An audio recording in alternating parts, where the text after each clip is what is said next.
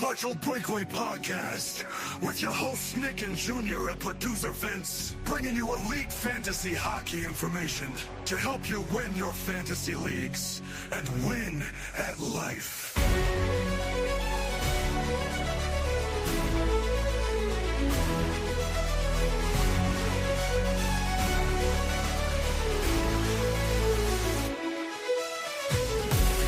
Episode 158 of the Partial Breakaway Podcast. This is co-host Nick, killing the intro better than Junior ever did. And we are back, ladies and gentlemen. I'm excited. I did the intro. Screw you, Junior. Well done. I'm well out. Done. That's all I More needed to do energy today. than I would have brought today, that's for sure. Happy Easter to everybody as well. For those of you that do celebrate, yeah. Celebrate, come on to the... No? Okay. Oh, that was horrible. That was not the lyrics. Junior, what can you tell us that people should be listening to for this episode as a little intro? And also, before we get started, where can people follow us and where can they not listen to our products? All audio podcast platforms, Spotify, iTunes, iHeartRadio, anywhere you search for Partial Breakaway Fantasy Hockey Podcast, you'll find us and you can hear us. And if you don't have enough time to listen to the whole episode, just follow us on our socials. We have plenty of clips that go on all week, multiple per day, at Partial Break Pod on Instagram, X, TikTok, I'm forgetting one, and YouTube as well. Like and subscribe. That's the key there. Like and subscribe on YouTube. That helps us. It goes a long way. Don't forget, leave us some reviews, and more importantly, just engage. We love the communication. There's been a lot every week. There's more and more and more engagement from the listeners. So let's keep that up, man. That discussion is really, really fun. Well, look, I wanted to add, the whole reason that we started this podcast, all three of us, is because we wanted to start discussions, like we talk fantasy all the time. We're three guys with kids, and we just want to make sure that we have a little bit of time during the week to actually discuss fantasy hockey, which we love to do. So, we started this podcast. We hope all of you could join in and just have fun with us. And yes, we're not experts, like some of you have very clearly pointed out on social media, by the way. And yes, Vince breathes into the mic a lot. We apologize for that as well. We hope to get our studio back soon where the audio quality is going to be even better, because honestly, when we're not in person, I feel like the audio quality is not as good when we do these remote stuff. So bear with us. I mean, Junior's house is being torn upside down here while we're getting this all repaired, and we should be back in studio hopefully by summertime. Yeah, maybe before. I'm hoping it's more in May than it is by summer. Hopefully, at some point during the playoffs, we can get together here in our new studio. June has to be live, right? June is our biggest we'll be episode ready by June of the year, and that's the draft coverage that we do. Also, playoffs are starting, and with playoffs starting, there might be some things that are different coming up. Like, for example, Junior, I think we're going to have another playoff league, and we might actually change up the format a little bit here. Yeah, the concept will be the same, more or less. Yeah, Except? We're going to do Survivor, meaning every round we're going to be cutting half the teams, gone, except the finals and the semifinals. Those are you draft one team, and that team takes you all the way till the end. But divisional rounds, conference championships, all of that is going to be pretty much cut, right? Yeah. And last year we had a draft each time. We had a draft each round, and it got tricky. We're expecting more entries this year, so it could get even more complicated if you have to have a draft every round. So we're thinking of doing something without a draft, but keeping the same concept in mind. Well, PBLL the Pebble League has actually worked really well for us so far. So if we could try to get the same concept going, we're gonna speak to Commissioner Batista and iron out the details, and then we're gonna send out the invites as soon as possible because, like it or not, it's a week left, and then a week and a half left, and then playoff starts. So. Montreal Canadiens clinched the playoff spot. Buffalo Sabres this week clinched the playoff spot. First time in how many years? 14. Oof, crazy, crazy. So it's been a fun week, guys. Should we get to it here? Let's go.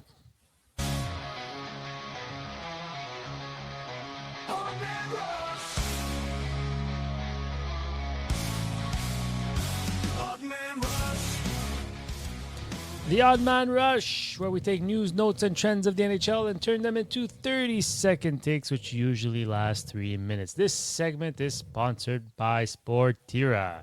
Visit their website at www.sportira.com for all your apparel and team uniform needs. You can also follow them on Instagram at sportira.apparel. All right, guys, there was a busy week this week. Let's start with probably the biggest news. Happened early on in the week when everyone was focused on everything but hockey. The Toronto Maple Leafs fire Brad Treliving. For those of you who don't know who that is their GM. I'll start with you, Vince. What does the outlook of the Leafs look like now that they have no GM and probably going to be replaced with another? And what did you think of the majority owners' press conference there, where he mentioned Hagee, also known as Michael Hage, and a prospect from the Sabres, Murtka. Let's try to decipher that for the listeners because there's a lot to unpack there. So first off, Montreal and Buffalo were both furious that he named players from their team, and they went out and actually sent a letter to the NHL because of this, because it is hugely frowned upon to talk about players from other teams under contract. Under contract. So for me, Toronto right now has to decide what they want to do. Are they a team that's gonna? He made it very clear that they're not interested in a rebuild. They're trying to do a retool. I think the press conference was a bit of a train wreck, but you have to understand that he is the CEO of 4 different franchises. Like he runs. I think more than that. Or 5 or 6. Like even all whatever franchise under. So there's TFC, there's the Marlies, there's Toronto, there's the Blue Jays. So you can't expect the guy to know his NHL team like from A to Z. I think the important thing with Toronto is to pick a president and a GM that are on the same page. Jeff Molson decided that when he was going to hire Gorton was going to hire Hughes, and they decided as a group that this organization needed a rebuild to be progressive in the future. So now Toronto is in that situation where they need to decide what they're going to do. Yes, they do have key players, Matthews and Nylanders, but they don't have more than that. They have Matthew Nyes, who's a good young player coming up, but they don't have more than that. So it'll be interesting to see what direction they take. If you ask for my opinion, I think Toronto needs to go through a rebuild, and I think the rebuild can be accelerated with players like Matthews and Nylander getting assets for those players because they're so highly touted in the NHL. Well, okay, so he came on, right, and he was talking, and you're right, it wasn't a very confidence-building press conference, and most of our Toronto friends that were talking about it, and even Steve Dangle, who I love, by the way, Steve Dangle. He's such he's such an entertainer. A bit over the top, but he's exactly. You called it an entertainer. You kind of have to be. He's an entertainer. This is what he does, and this is what made him popular. So yell at him all you want for yelling, but he's very good, like at what he says, and this press conference did not make you think that they have a plan in place. No, they fired Treliving near the end of the season. They haven't even started their search yet. They haven't even started to hire a company to start their search for them yet. Like this is like you're way behind the eight ball now, and the season's winding down to an end. But he's mentioned right off the bat, we're not interested in a rebuild. We're not interested in doing that. So again, I feel like it's a little bit of a wait and see approach to see who they're going to hire. There's been some names like Armstrong and Gillis, and like there's been a couple of names out there that are retreads. Yeah, But but might what might be Armstrong interesting. apparently Nick is Armstrong is not Same in for the running Gillis. anymore. Yeah, because they were from what they were saying, they're looking for a president and then a GM, and not someone who's gonna do both. Like I think in Pittsburgh, Dubas is he president and Yeah, GM? yeah, Well, they want a president and they want a GM. I'm glad you brought up Dubas because what I understood from that press conference is that we should have never let go of Dubas. That sounds like what he was saying because they're doing a huge emphasis on analytics and building a system with AI and analytics, and that was the whole Shana plan, right? When Shanahan was president of Hockey Ops, he brought in Dubas, and that's what they orchestrated. And according to Elliot Friedman, they have one of the best analytics system in the league that people would love to have the people in charge of that. And it's starting to seem like Tree Living wanted nothing to do with it, yeah. right? That's Because a good point. Treliving is a little bit of a old school guy when it Mark comes Mark to Berger Mark Bergevin bigger reminds body me of, players. yeah. He physical, and so does the coach. So you don't like. I've seen this so many times being a Raiders fan. If you don't have alignment from the top all the way to the bottom, you don't have success. it's It's the as spinal simple as cord. that. Yeah. It's exactly it. You need to have a spinal cord that holds the head up high. And for me, for Leafs fans especially, if you're going to be an analytics driven team, which teams like the Hurricanes are, right? They're a heavy analytics team. Their drafting is based on analytics. Their pro scouting is based on analytics. Everything is analytics for them. So if you're going to be like that, you cannot hire Treliving. You cannot hire a coach like Berube. You need to hire guys that are in the same mindset as those analytics driven decisions that you're going to be making. So aligning all of that together, I think, is going to be a huge piece for them. So it's going to be an interesting offseason for Toronto. And, look, it, you I think this is the lowest of the low that Toronto's been in the last 10 years. So, uh, And the important thing is it needs to start from the top because the president, the GM, the coach all have to be on the same page. They all have to work as one to make the team competitive. that's what I So said. so you're starting with your first choice of president is your most important one because he's the one who's going to pick the GM, and then the GM is the one that's going to pick the coach. It's safe to say Berube is not the coach next year, right? I don't even think he no, I don't think he makes it to Right? the summer. And Treville, they they let him go because he basically just went to them, the owners, and said, "Are you firing me? And if you are, you do it now. Don't wait till the end of the season. You do it now." And that's why they did it now. No, Well, I didn't hear that, but that's interesting. Elliot Freeman, just before we move on, he's on his 32 Thoughts, the podcast. He pretty much said he's convinced that the trade between the Canadians and the Leafs that did not go down was Matthew Nyes. So imagine they would have let Tree Living make that move and then fire him just a couple of weeks later. Interesting. Another guy that got fired. So I'm not sure that deal that Hughes was talking about could be reassessed in the offseason. But anyways, okay, so from one GM being fired to a coach being fired just a week and a half away from the end of the season with the Five team games left. 5 games left. And at the time they did it, I think they were still in a playoff spot. In fact, they were still third in the division. They're sitting just outside the playoff spot as we speak here on Sunday night, 10:37 p.m. Eastern time. Patrick Roy was fired and dethroned by the Islanders and replaced by Peter DeBoer, who will finish the season as coach and then have another 4-year deal after this. Wowzers, guys. Nick, I'm going to start with you this time. What do you make of this move, the timing of it? And on top of that, like, do you justify a final, like, 3-week stretch that wasn't so good? Is that justifiable to fire your coach? Or is this a panic move? Like, what do you make of all this? Well, I think like we kind of about it a little bit off air.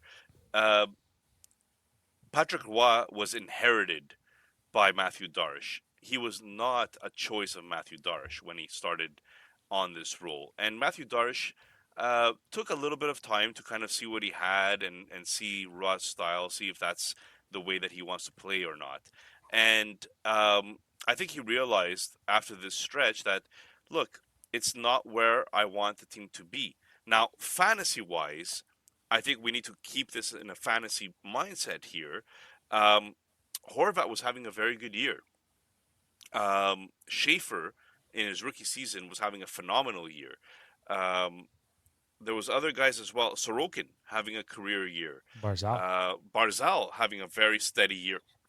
So, does Pete DeBoer coming in affect these guys and how these guys play? That's going to be the big takeaway that I have from all this, because Roy was doing very good with these guys. The fact is that this team maybe wasn't as good as they were showing. So is DeBoer the guy that's going to take them over the top or not? Maybe there's a coach bump in the next 5 games that throws them into the playoffs, which might be a very good success story for the Islanders, right? Because they need to kind of get into the playoffs after you made trades for Braden Shen. I mean, in my books, you trade away that player or you trade away that draft pick because you want, a playoff run. That's why you did it. They also traded a young Tsiplakov for an older Palat. I think they also Yeah, traded draft picks for fourth liners. Susi. They traded draft like they traded assets for win now mode, which was strange. Yeah, but again, for me, I'm very curious to see how that ends up. The thing is that I read Peter DeBoer was not somebody that was going to be a free agent for much longer. And I think that Darsh really wanted to go out and get his guy. And as a general manager, you only have a few of these hires before it's your ass on the line after that, right? So for me, he really wanted DeBoer. He didn't want to wait any longer for somebody else, like maybe Toronto or somebody, I don't know, was going to go out and try to hire this coach. So I think that's why he did the move now as opposed to the offseason. But this is not Roy's first controversial coaching position that he had. Like with Colorado, he resigned when he was coaching Colorado because of personnel decisions that he didn't like the organization was going to, or the vision of the organization. So can we see that maybe Darsh followed in Roy, got him all these players that he wanted for a playoff push, and now the team is struggling? So that can have an effect on it too. But the NHL is a different breed when it comes to playoffs, especially with owners. What people have to understand is that NHL owners make their money if their team make the playoffs. Not because there's a certain amount of money that the NHL gives you. It's that when you make the playoffs, you are not paying player salaries anymore. Player salaries end at the end of the season. So 2 home games in the playoffs can bring you between, if you're on the lower end of the scale, between $2.5 to $5 million per game. Then if you deduct all that with the expenses that you have, because there's all kinds of rules, there's a revenue sharing and stuff like that, owners still make about $2 million, 2.5, and that's lower. Like Toronto, Montreal will always make a higher end. So it could also been the owners that were pushing, saying, "Listen, we need to make the playoffs right now, just because we need that revenue to come in." And they made the move. But I agree with Nick. It wasn't Darsh's guy. We've seen this plenty of times in the NHL. When a new GM comes in, the coach that is there doesn't usually last very long, because the GM's job depends on their coach and how well the coach does. And when it's not your guy, you're depending. You're putting the risk of your job into someone else's hands that you did not hire. So I believe that that's the reason that. I mean, that's partially true, right? Like the coach does have an effect, but the team you build, I think, has a bigger effect. Getting the right players, uh, it has a bigger effect. It's not like the NFL. The NFL, the coach has Well, huge say in how things go. In the NHL, the GM has higher say all the time, and then president, and then owner, like you no, said, but I right? understand. Maybe it's a push. But look at Columbus. Columbus was dead in the water until they changed coaches, and then all of a sudden they're in a No, playoff spot. They changed they Yeah, but changed coaches. GM. Well, No, Buffalo they. changed GMs, yeah, I'm not talking about and Buffalo. Buffalo. I said I Columbus. said Columbus. Yeah, okay, but But they're still, three, you six, saw and the one now. Like the adrenaline of the new coach wore No, off, I and you can see understand, it. but the new coach, the coach that came in, it's just it doesn't mean because of the it doesn't mean because the team that the GM brought in doesn't mean that is it's failing because of the GM. Sometimes it could be failing because of the coach and the system sometimes, the yeah. coach brings in. So this could have been a case where, like I said, Roy, it's known that he is not an easy person to deal with or work with. He wasn't an easy player to play with or be a teammate of. Well, I think yeah. When he resigned, I think he resigned because of he knew he was going to be fired, and usually it has to do with pride. One thing about Wise, he's always been very prideful Hmm. as a character, right? So he Yeah. wanted to quit before he got fired in that scenario. But either way, we're 21 and a half minutes in, and we've only done two actual odd man rush It's topics. because So let's try we to spoke keep it about the shorter. playoffs. It'll go faster. It'll go faster sooner. But I just want to give my 2 cents, if you will. Yeah, I the Islanders didn't have a team that could make noise in the playoffs. Okay, so when they went to acquire Braden Shen and gave up those assets, I was already like, what are they doing? Like, that's not a move that your team is set up to make right now. Like, why? It's pointless. There's no way you were getting through to the Eastern Conference final, let alone the Stanley Cup final. You weren't a Braden Shen away from making the playoffs. Then you traded a younger Tsiplakov who's still getting acclimated to the NHL for an older Palat who, since his first week with the Islanders, has done absolutely nothing. You went to acquire Susi to structure your back end. Doesn't seem to have worked. Now you're saying that it's Roy's fault because his system didn't build enough of a defense for Sorokin to look better. So it's not Sorokin's fault. And then I don't know. I just feel like it's a cop out from Darsh. I think he's backtracking to the bad moves he made and kind of making it look like it wasn't my coach. This is the easy way out for me to make up for my mistakes. And now you're hiding Peter DeBoer, who had one of the most controversial goalie controversies in the NHL. I don't know if you guys remember, but he's the one who Hmm. backstabbed Marc-Andre Fleury when they were in Vegas. So Not only Marc-Andre Fleury, Ottinger in Dallas. and the whole situation with Ottinger in Dallas, and now your franchise player is Sorokin. He's a goalie. So I'm curious to see how this all plays out. that's a good point. I didn't even make that connection. So Mhm. like that's a good point. All right, so moving on. So we're not here all night, but some happier news in Tampa Bay. Darren Raddysh, who yes does not make over $1 million. In fact, he makes less than $1 million, but made history in Tampa Bay with scoring his 21st goal, making him the first ever Tampa Bay Lightning defenseman to reach that mark. Vince, what can you tell us about Raddysh? Is he going to be able to sustain this year in and year out? And what does his next contract look like? Before you answer, I just want to add that Hedman was placed on long-term IR for personal reasons. So it doesn't look like he'll be back soon. I don't even know what his future is going to look like on this Tampa Bay team. This Tampa Bay team is so stacked that they can make Raddysh repeat what he made this year if he gets the opportunity. What's his contract going to look like? He's 29 if I'm not mistaken. So you're looking at $7 to $8 million with a few extra years that might hurt you towards the end of the contract. But if Hedman's already on the older side of the spectrum when it comes to any NHL defensemen.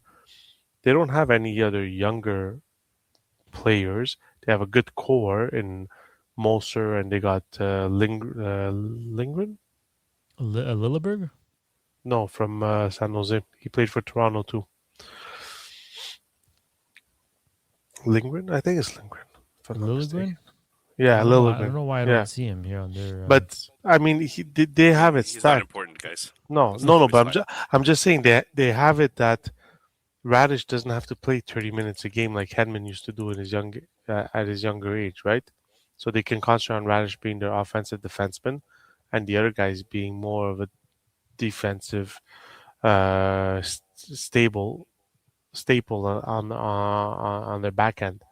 So I think he could repeat. Can he repeat 21 goals? I don't know. The defenseman is always so tough to say, and he is turning 30. So once you hit 30, it changes the body and changes the mind. So we'll see. We'll see. It'll be an interesting thing, but I don't think he'll sign for less than $7 to $8 million. That's for sure. He's logging 22 minutes and 52 seconds of ice time Which so is far not this which season. is which is not a lot for a number one defenseman. Well, I mean, I mean, right. it's up there. It's right in well, line. It's right It's in not line with the number 24, one. but I mean, he's right. yeah. he's Well, right there. 20 Schaefer is Guys. logging what 25. Guys, he's on an 80-point pace. Yeah, exactly. Like Nick, we're talking. Nick, can you repeat that? Like you were an owner of him. 80-point pace. I was an owner of him, and I sold him, and he just took off even more. But let's be honest. Like I had him for I was holding on to him for 3 years because of the offensive pedigree that he did have, and the fact that every time Hedman went down, he would take over power play one.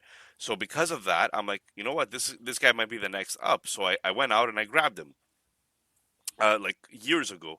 And now that he's actually fulfilling all that, I decided to tank. So I traded him away.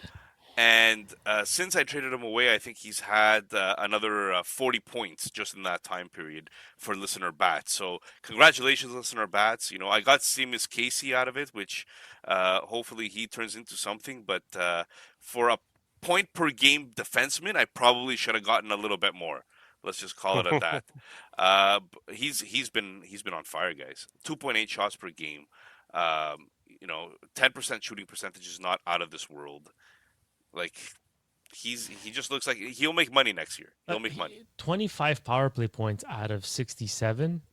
I don't see that changing. Like I don't think Hedman gets power play one automatically. I mean, even when Hedman has been healthy, Raddysh with his stretch has still taken some power play time away from him. So it'll be interesting to see what he signs for. There was people saying that he might be looking for JJ Moser money, which just signed an extension of 6.75.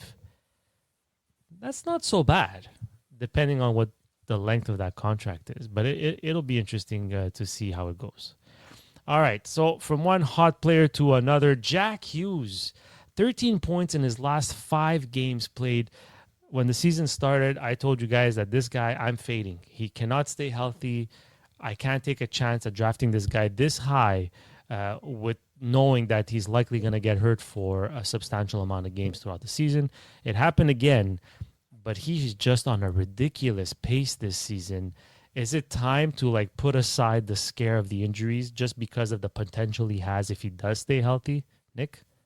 No. That's it. That's no. That's it. No, guys, look, he's played 55 games. He played 55 games. But He's got 70 points. But he has 70 points.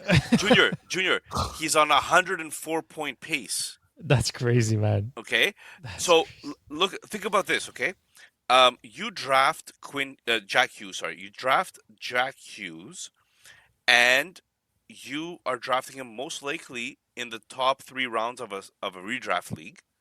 Top 2. Or in a dynasty league, you're trading away quite a few assets to grab a Jack Hughes, and he's only actually getting you 70 points a year, right? So, yes, I agree with you guys. He's on a crazy point pace, but because he only played 62 last year, he got 70 points. 62 the year before that, he got 74 points. He's played 55 games this year, and he has 70 points. So, yes, I mean, we're still talking about a player that's very much worth it talent out of the wazoo. But if he can't stay healthy, he's not putting up the points of a 100-point player. Suzuki is at 100 points. Or just off 100 points. He's 98 or something like that. But Suzuki's at 100 points. But we're drafting Jack Hughes ahead of Suzuki. And he can only play 55 games. So, that's where I'm saying, the talent is there. If he stays healthy for an entire year, I guarantee you he's putting up 100 points or more. If. That's a big if. Guys, that golden goal has made him indestructible. Next year, he Jack became Hughes, a mutant all of a sudden. A mutant. Jack Hughes next year is playing 82 games, gonna get over 100 points. You draft this guy in the first round, and it'll be a first round. Yeah. How can you say that? Yeah. Well, Nick, I'll tell you how you could say that. That's gambling. That's gambling right look, there. Yeah, Nick, look at the numbers, man. In the first 3 years of his career, he played less than 61 games. Then he played 78. The following 3 years, less than 61 games. So next year, he's due to play 78 or more. Exactly. You got to look at the trend. Are you trying to show me a pattern? Yes, sir. Like my kid's 3 years old. He's still trying to, he's getting the patterns. Is that what you're trying to do here? No, I don't know. He would be a good value pick if he drops in drafts. That's not analytics. He's a good value pick if he drops in drafts. I'm just messing around now, but if he does drop, he is a good value pick. Absolutely. You do take a chance then, but to take him over, I don't know, to take him I'd rather have Jack Eichel. You know what I mean? Yeah. You guys are crazy. I think. In a dynasty league, right? He's 24 years old. He's gonna be 25 for next season. Where he's right in his prime. This is it. This is where he explodes. But again, he has to be on the ice. Only one time he's played more than 62 games in a 7-year career, man. Yeah, that's bad. Anyways, yeah. Junior, before you move on, do you mind throwing a quick shout out to ANC Photo Booths as our sponsor? Because we don't have draft. Can you tell right the now, future? Is that what's happening here? Yeah. Do you mind throwing them and not messing up their names, which I might have done in the Fantasy Lens episode that we didn't pre-record? Yes. A shout out to ANC Photo Booths in the greater Montreal area here. Parties are around the corner. Weddings. Most people are planning their weddings, their birthdays, milestone parties. It ain't no party without ANC Photo Booth. Now, you reach out to Andrew and Cynthia, and they'll give you the best service you've ever had. Not only that, they'll give you the best price. You tell them Partial Breakaway sent you, and you'll get an even better price. Guys, I'm not messing around. It's a win-win situation here. Reach out to Andrew and Cynthia at ancphotobooths.com or on Instagram at AAND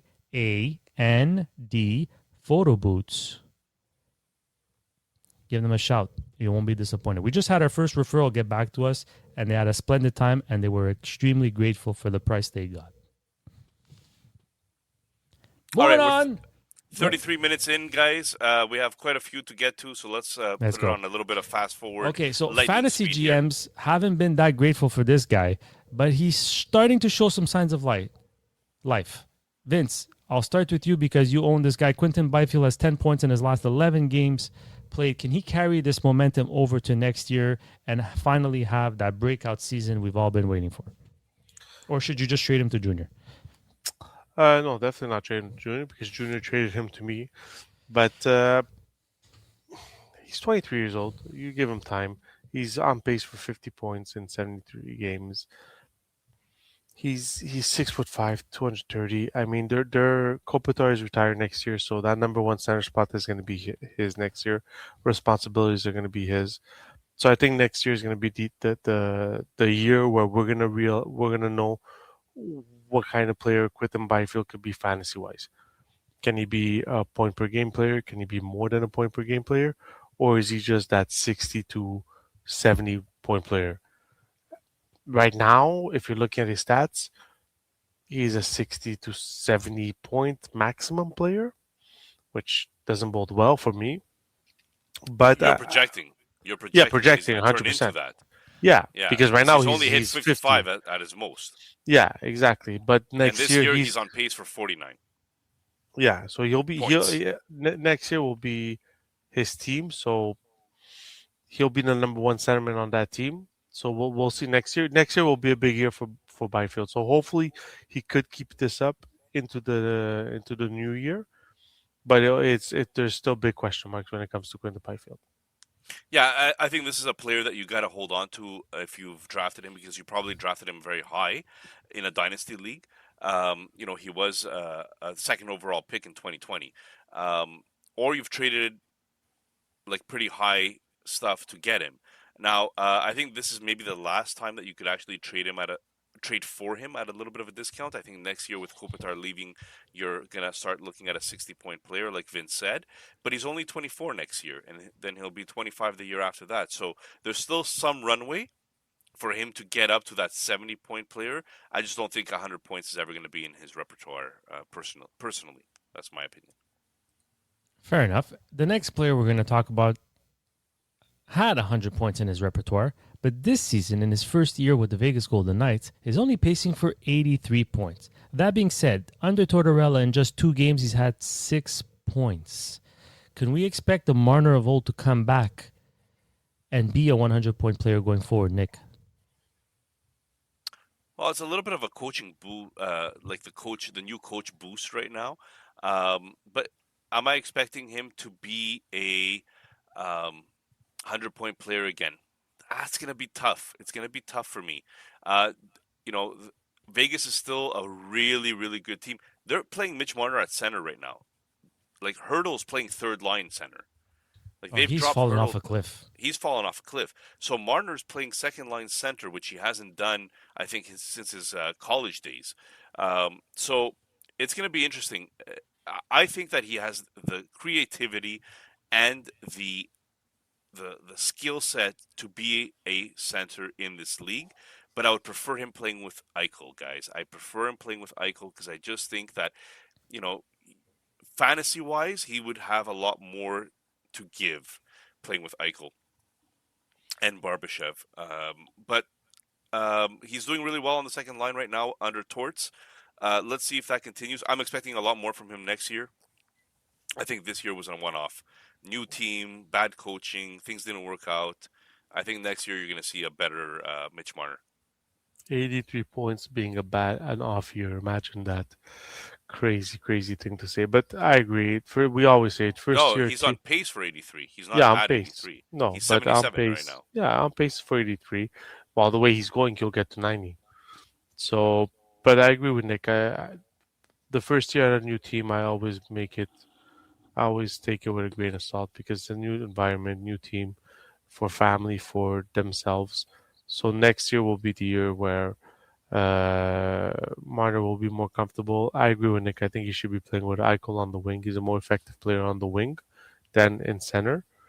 But even not his downfall, but his point production could also be because of Eichel's struggles after the Olympics. Like Eichel hasn't been Eichel after the Olympics, so it trickles down to everybody in that lineup. But I think this is a one-off. I think next year he'll be back to close to a 100-point player. All right, the next Also, player is... let's yeah, not go ahead. forget. Sorry, let's not forget. I think he has a baby or a toddler at home. Yeah, newborn this year. So there's sleepless nights, guys. There's trust me, you don't get your sleep back until at least you're a newborn and a move to a new country, like west. total opposite coast. So like it's a big adjustment. It's a big adjustment. The next player also had to make an adjustment this year in season, was traded from Columbus to Pittsburgh. Since joining Pittsburgh, in 40 games, has 33 points. He actually has 17 points in his last 16 games. Is he going to be drafted too high in draft leagues next year? Or is Chinakhov someone who could sustain his success based off who he plays with the Penguins? Which right now is Crosby. He's on a line with Crosby and Brian Rust. Vince. A player with a new environment. He's striving in his new environment, but I'd still buyers beware. Definitely. Just because he's having a good season this year doesn't mean that it, it will come back to next year. He is a UFA, if I'm not mistaken. Yeah. So RFA. RFA. So guys who are looking for contracts, we know that that year they're looking for the contract. There's always the year where they'll put up most points, but he's 25, so he's gonna hit his prime right now. Best season he's had all since his debut in the NHL in 21-22 with 39 points. So I still say buyer beware, but you will get those GMs that want to be heroes and say, "Oh, I want to grab him and before anybody else," and he'll go a little higher than he should. Yeah, well, I mean, as a late round flyer, I think I would take him for sure in a redraft league. I took him in a keeper league, fantasy league that I'm in with a family, but he's probably not going to be a keep for me, right? He is one of those players that has always had talent, and he's always been one of the guys that you could say to yourself, if only he wasn't so unhappy in Columbus, that he would be more productive. And he also had to learn the game a little bit, right? A little bit of that back checking was a little bit lazy back checking and all that stuff, which now it seems in Pittsburgh that they're giving him an opportunity. So as long as the opportunity is there, I like Chinakhov. Maybe not to be a 82-point player, but to at least be a 65 to 70 point guy next year. I think it's possible. But late round far, I wouldn't put all my eggs in that basket. Yeah, it's definitely something to pay attention to going into next year. Sticking with Pittsburgh, though, the ageless ones, Crosby and Malkin, hit yet another milestone. Crosby passes Yzerman for seventh all-time in points with 1,758. Malkin hits the 1,400-point plateau with the Penguins in his career, but all with the Penguins, of course. Nick, is there anything else that hasn't already been said to be said about Crosby and Malkin at this point? No, I mean, I don't think we should waste too much time on Crosby. He's a phenomenal player. At this age, 38 and a half, he is still producing fantasy relevant points. I'm not saying he's a 100-point player anymore, but last year he got 91, and this year he might get closer to 75, let's say, with only a few games left. But he also missed quite a bit of time. So I think what you want to look for is he going to be missing time moving forward, or is this just happened this year? He's been pretty healthy the last 3 years, so something to keep an eye on at age 39 and probably age 40 that he's still going to be playing. So just want to see if he stays healthy. I think he also beat a record, or no, maybe not. He had another milestone of like consecutive or total seasons with point per game or something. Point per game points. Pretty impressive.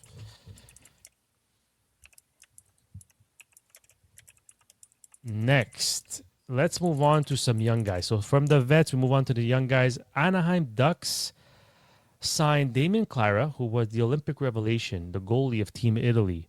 Lucas Pedersen, they both join, I think they're the San Diego Gulls of the AHL, which is the AHL affiliate of the Anaheim Ducks. And Roger McQueen also, after finishing his NCAA season, did join the Anaheim Ducks. Vince, they're already loaded. Nick, they're already loaded with talent, the Ducks are. Do you see any...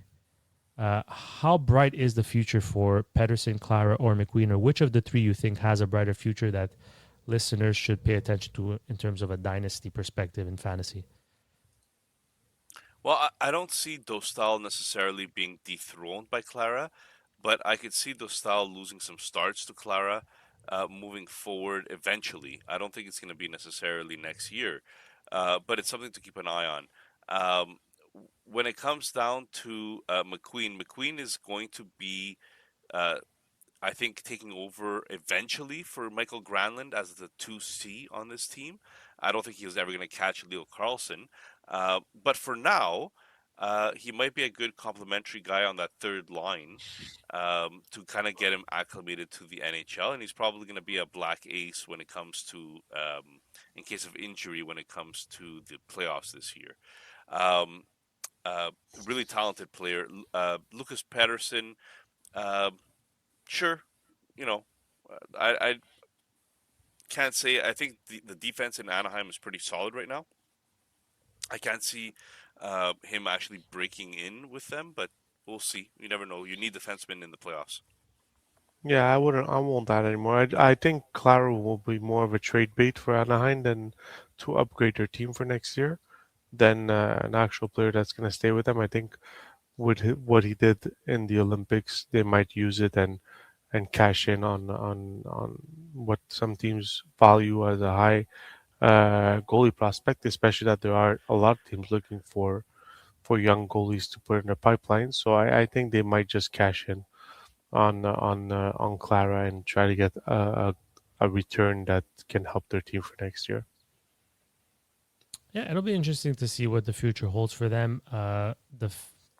Near future for Cutter Gauthier isn't as good. He got hurt and already missed a couple of games. Seems to be missing a couple of more. Should be back before the end of the season, but keep an eye on that for your end of season fantasy rosters here. Moving on to another young guy who's made a big statement today. Porter Martone scores his first goal in the National Hockey League, an overtime winner versus the Boston Bruins to keep Philadelphia Flyers playoff hopes alive and well. Vince, what can you tell us about the monster shot volume Porter Martone has been showing us so far this year? It's like a Cutter Gauthier all over again. Yeah, exactly. I feel it's he's going a bit in that direction, which is great news for any fantasy owners that own Martin. He's blending well in the NHL. He's getting his time on ice with Philly, and he's taking his opportunity when he has it. I mean, he scored an OT winner today, so I think he's blending in with the team. I like these young players that get their cup of tea at the end of the season, so that they know what the NHL is all about. So that for next year they come in focused and already having an idea what the NHL is all about. So I'd really look forward to watching him next year on this team and the effect he has on other players like a Michkov, Zegras, and stuff like that. But Philly is looking really good with those young players. So it's exciting to be a Philly fan right now. Yeah, I agree. I mean, very exciting to be a Philly fan. I'm more like I look at Porter Martone right now, and I'm saying to myself, even in redraft leagues, he's going to be taken next year. Like Yeah. people will go out and grab him, especially he's a shot volume king, like he looks like he is right now. Just to give you guys an example, Porter Martone has only played 4 games in the NHL. He has 20 shots on goal. That's an average of 5 per game, man. Average of 5 shots per game in the NHL, and let's throw in a hit per game, pretty much just over a hit per game. Already has a power play goal, and is only playing like 16, almost 17 minutes of ice time already.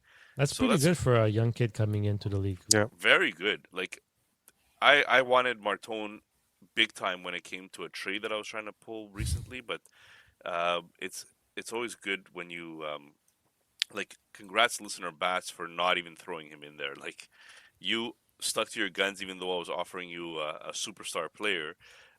You just didn't want to move him, and sometimes it takes guts to say I'm gonna keep the guy that hasn't played an NHL game yet over the Yeah. 140 point player I'm offering you. Obviously, it was a bigger package than that, but it takes guts to say that. So yeah, he looks like he's going to be a good player, man. And I'm really curious to see how this is going to be a negative, if it's going to be a negative for Michkov, or if they're going to play together. You never know. Yeah, maybe it'll make him thrive. Who knows? Yeah. And lastly, Nick, we'll stick with you. We know how Vince already hates and thinks Trey Augustine sucks and won't be anything in the National Hockey League. But he signed an ATO with the Detroit Red Wings, basically sending him to the Grand Rapids for the end of the season, and then will officially sign his ELC to begin next year. And Adam Gajan signs an ELC with the Blackhawks. Which of the two do you think has higher potential here in the NHL? I think Gabe And, Perreault. Gabe Perreault had a hat trick recently. I think he's going to have the higher potential. All right. There's a lot of hat tricks this week, actually. Yeah. I was just fun. kidding, by the way. Vince does not hate Augustine, nor does he think he sucks. He just likes Kosa better. Yes. Nick, go There ahead. we go. Well, Trey Augustine has phenomenal numbers in the NCAA, right? 929 save percentage. .211 goals against average for Michigan State University. 3 shutouts in 34 games. That's like almost 10% of his games are shutouts. Um, it's you know you're looking at a future starter. At worst, he's a 1A, but I think you're looking at a future full-time starter in the NHL in Trey Augustine, and he's only 21 years old. So to me, he probably still has 3 years of sitting before he actually plays some NHL games. So he's a longer-term play for those of you in dynasty leagues looking for a goalie of the future. If you can still get him, great, because he's not going to be available for much longer. Vince, I think you own Gajan, right, in one of your leagues, or no, or is it? Yes, I get it. I own Gajan, but I own both of them. I own Arbal and Gajan, who both Okay. signed their ELC with Utah and Chicago. Um, it's just listen with Gajan, it's more what are they doing with Drew Commesso, who's an RFA at the end of the year. Which one do they think is going to be their go-to guy? Comesso's 23, Gajan's 21. Their goalies, they have Spencer Knight, who turned it up this year and who's 24. So like same thing with Detroit. Are we going to see teams use their younger prospect goalies to try to improve their teams? Because at some point it's nice to have goalies in the pipeline, but when you have too many, at some point you're going to have to try to get the best you can out of one of them.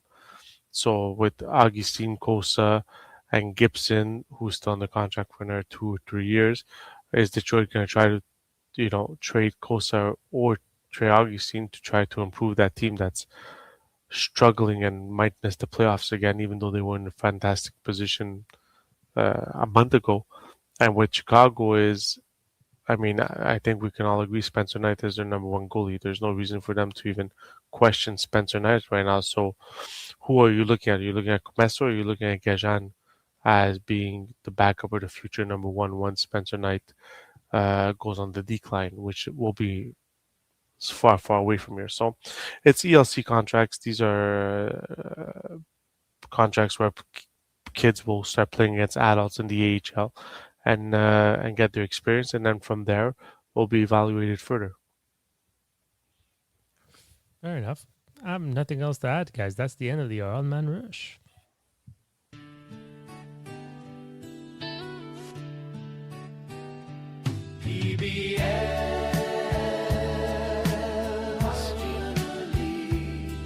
That Nick affectionately calls Pebble, but no one else likes it. Partial breakaway listener.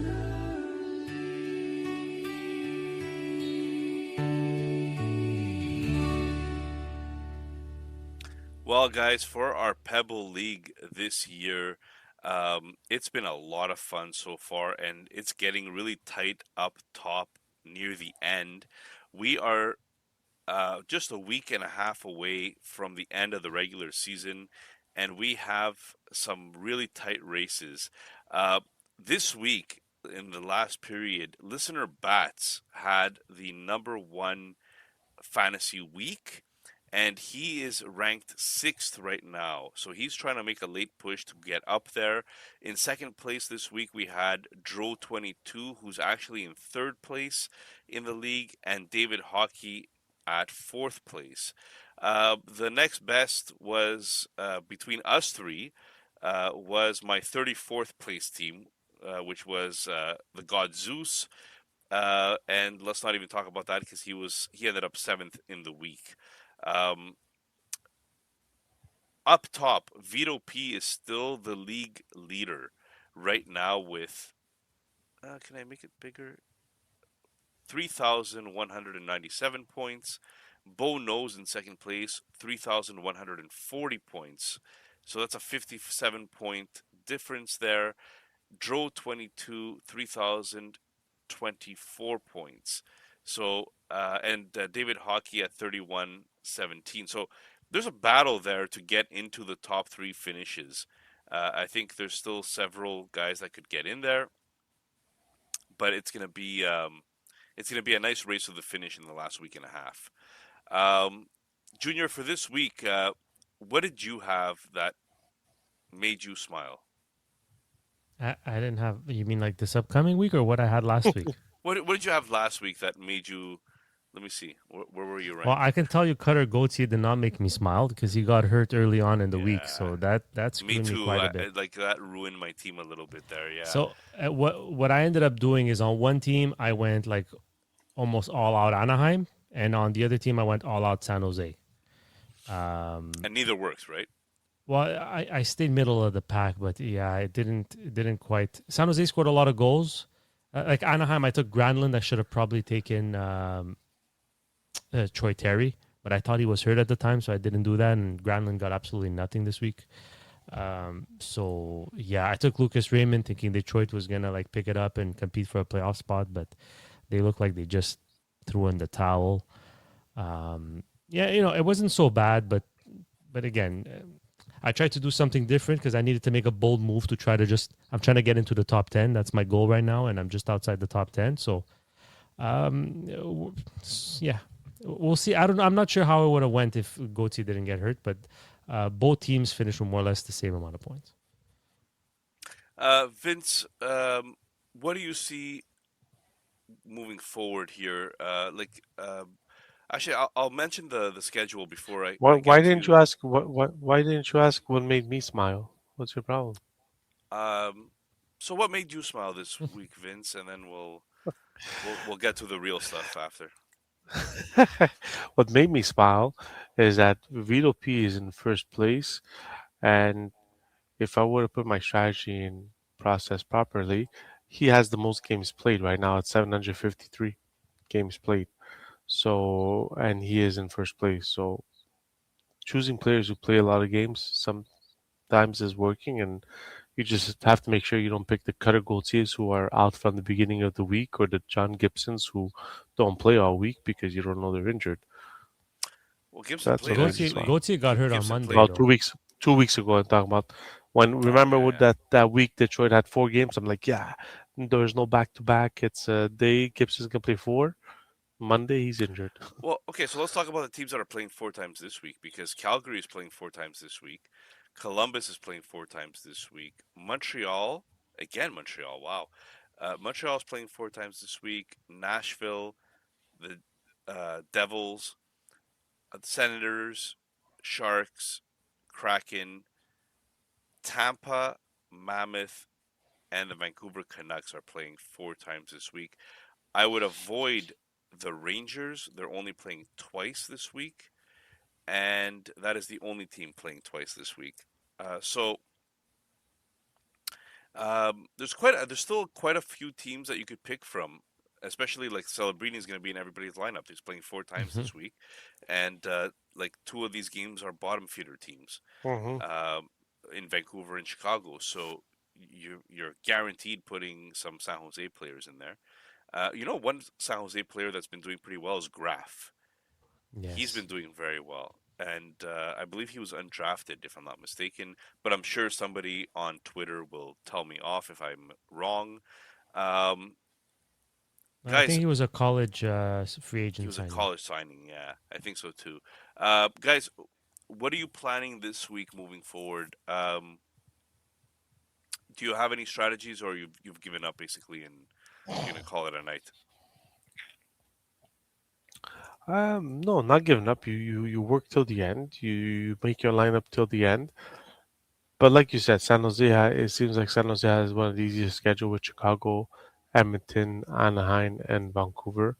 So obviously they have some nice CLC contracts with Will Smith, Celebrini, even Sam Dickinson in defense. Askarov has a nice contract, and that's so. Yeah, I would assume a lot of people would be stacking their San Jose players.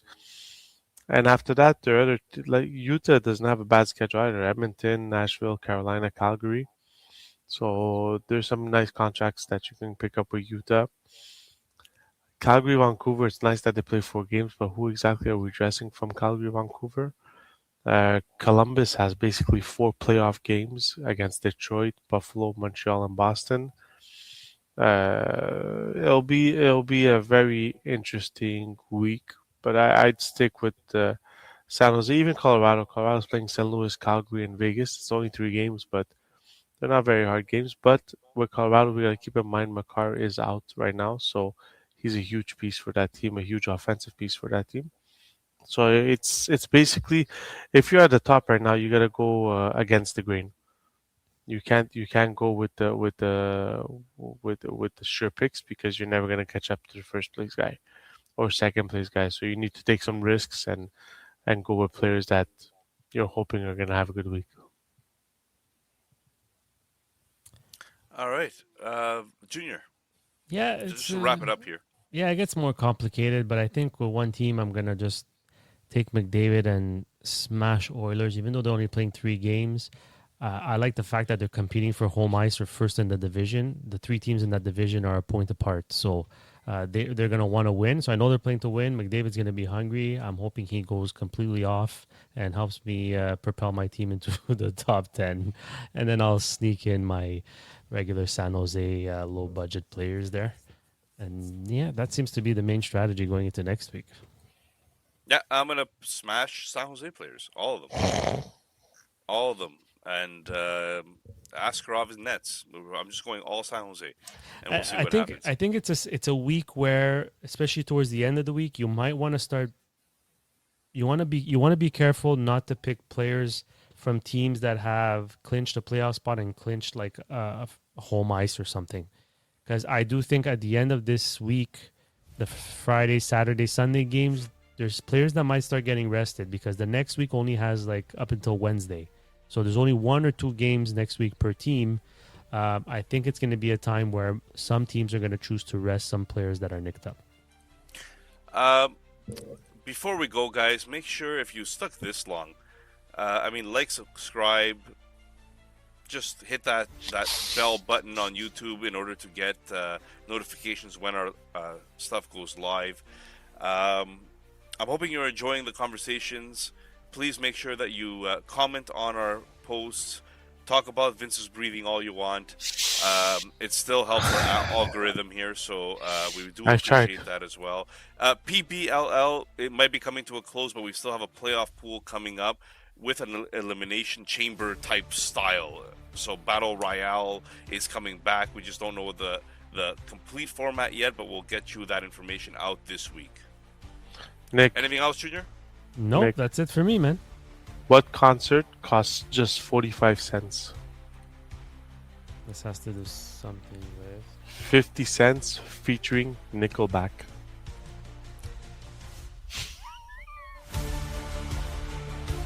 Get it? You get your Nickelback? Yes, I got it.